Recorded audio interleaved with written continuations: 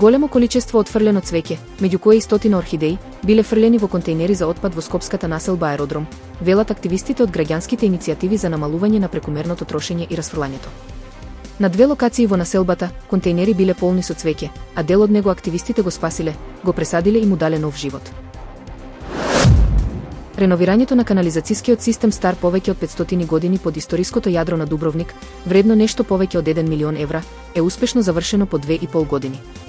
Работниците рачно ги чистеле историските канали под Страдун и градските џидини, во исклучително опасни услови, откривајќи не само загрижувачки количини отпад, туку и тајни премини од ерата на Дубровничката република, јавува Хрватската радиотелевизија.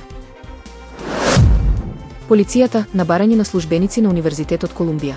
Вчера уапси десетици студенти кои окупираа дел од главната библиотека на универзитетот во еден од најголемите пропалестински протести на кампусот од минатогодишниот бран протести против израелската војна во Газа. Видеата и фотографиите на социјалните мрежи покажаа демонстранти, многумина со маски, како стојат на маси, удираат тапани и држат знаци на кои пишуваше «За Газа». Крајнодесничарскиот европратеник и кандидат на предстојните председателски избори во Полска, Гжегош Браун, го запали знамето на Европската унија во зградата на Министерството за индустрија во Катовице. Пред да го запали знамето, ги избриша чевлите од него. Имунитетот на Браун од Европскиот парламент беше укинат во вторник.